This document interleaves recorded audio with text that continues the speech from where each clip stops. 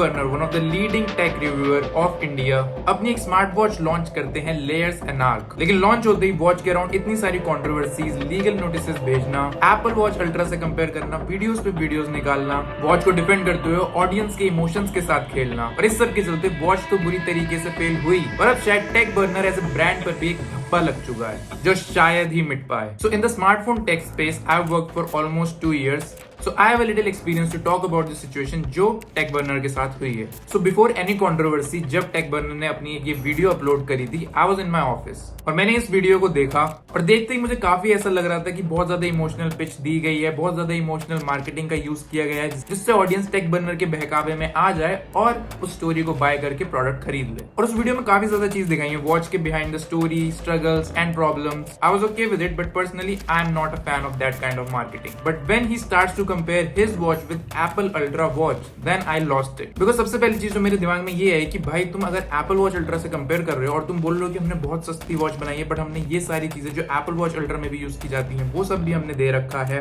और Apple Watch Ultra के standard को मैच कर रहा है, और फिर जब वो प्राइस बताते हैं that its cost is just 7,000 rupees, to me it didn't seem genuine. मुझे लग रहा था यार ऐसा कैसे हो सकता है, this is I don't know, I just didn't understand at that point of time. And इसी पॉइंट पे I also told my friends कि भाई ये इतना ज्यादा इमोशनल क्यों कर रहा है प्रोडक्ट को लेकर, कि देखो भाई मैं 10 साल से कंटेंट बना रहा हूँ, मैं कभी झूठ नहीं बोलता हूँ, मैं हमेशा सच का साथ देता हूँ, मैंने ओवरलेस क्लोथिंग बनाई, मैंने इतने सारे चैनल्स खड़े करे, तो अब आप इसलिए आप मेरी वॉच खरीद लो। और जितनी वीडियोस बनाई है उसमें मुझे लगा कि प्रोडक्ट की बात 30% की गई है, मोस्ट ऑफ द टाइम 70% बस इमोशनल मार्केटिंग का ही यूज किया गया है। And all of this was way before the controversy. And also you have to understand that humans behave very differently when it comes to product, services and the content that you see on YouTube. क्योंकि services या content में कोई lapse होता है तो you can correct it very easily, but जब आप कोई प्रोडक्ट में लैप्स करते हो तो audience doesn't take it very lightly, and specially with the hype and the buildup जो कि लेयर्स एनार्क वॉच के अराउंड बनाया गया था। एंड आई थिंक ये जो एग्रेसिव मार्केटिंग का जो प्लान इन्होंने यूज किया, it backfired them completely and very heavily.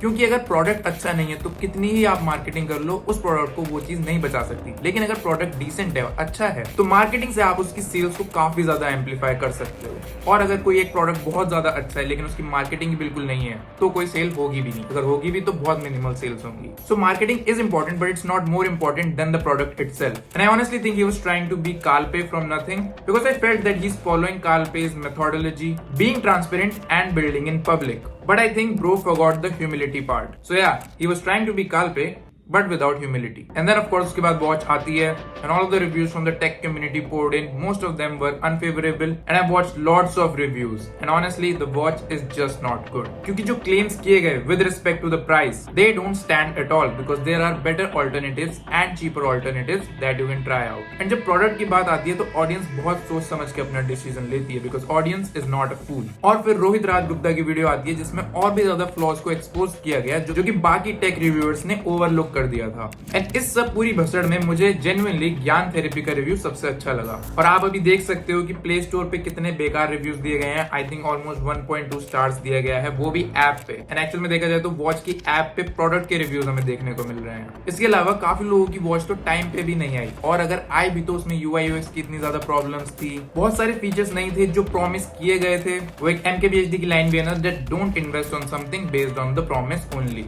फिर चाहे वो एप्पल हो, चाहे लेयर्स एनार्क हो, या फिर MKBHD की पैनल्स वॉलपेपर ऐप ही क्यों ना हो। और सबसे खतरनाक चीज कि रिफंड पॉलिसी ही नहीं है। अगर किसी को अपनी वॉच रिटर्न करनी है तो वो कर ही नहीं सकता है। एंड देन उसके बाद खुद की वॉच को रिव्यू करना एंड बाकी लोगों के रिव्यूज को भी रिएक्ट करना, which was a good move. Again, Kalpe type move, but just without the humility. जो रूट टेक बर्नर ने लिया of showing anger on video, being emotional and taking down Rohit Raj Gupta's video. And after that, defending everything in the tech round table made things even more worse. And I really think that tech burner should have learned from Marcus Brownlee. क्योंकि अगर आपको पता हो तो he was also in a lot of controversies. फिर चाहे वो panel wallpapers app की ओवर प्राइसिंग हो, या फिर उसमें बाकी प्रॉब्लम्स हो, या फिर वो गाड़ी में ओवर स्पीडिंग वाली कंट्रोवर्सी हो, और अभी एक रिसेंटली एक हनी एक्सटेंशन वाली कंट्रोवर्सी भी है। But Marcus Brownlee took it very maturely. He explained his side, he took the feedback, he accepted his mistakes and then gave an apology. He worked on the feedback and there was no emotional drama and any tantrums thrown. And after that, Marcus Brownlee improved his product and won his audience again. He could also say कि यार देखो हम भी यार 15 साल से content बना रहे हैं तो प्लीज अब आप हमारी वॉलपेपर ऐप खरीद लो, वो भी $11 पर मंथ में। But he didn't do that. People love honesty and if the creator is honest, listens to his audience and doesn't take down critics' videos,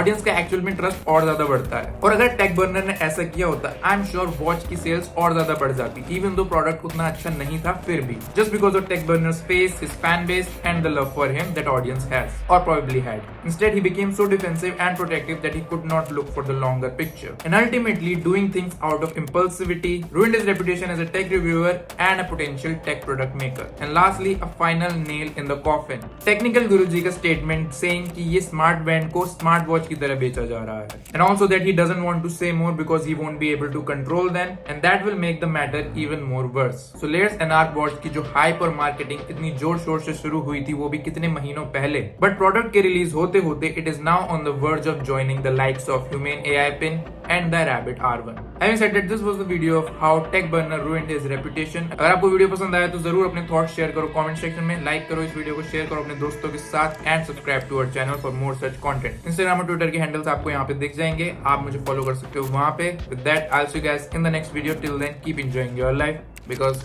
it is a birthright to enjoy your life.